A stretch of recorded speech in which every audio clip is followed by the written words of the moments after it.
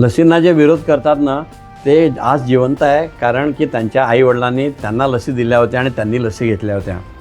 कारण पूर्वी गावाचे गावं देवीनी मरायचे, गोवरानी मरायचे, पोलिओनी मरायचे आणि पोलिओमधनं उरलेले अपंग होऊन भीक मागायचे.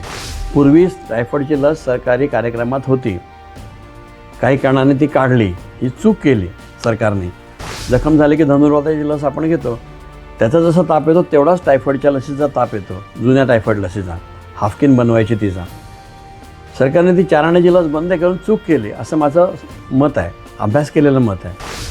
तर आपण तुम्ही जे कोण ऐकत असाल ते नरेंद्र मोदी 1234@gmail.com यांना आत्ता एक ईमेल करा की टायफॉईडची लस सुरू करा.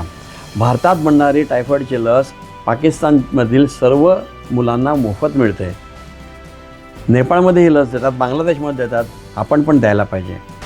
जगभर 100% मुलांना सगळ्या लसी मिळतात. सर्व लसींचे सर्व मात्रा घेतल्याशिवाय अनेक देशांमध्ये, फ्रान्ससारख्या अनेक देशांमध्ये शाळेमध्ये प्रवेश मिळत नाही. जेवढे लोक त्यांच्या नावापुढे हाजी लिहितात, म्हणजे जे हजला जाऊन आले, त्या सर्वांनी या लसी घेतल्या आहे, कारण त्याशिवाय त्यांना प्रवासाची परवाना मिळत नाही.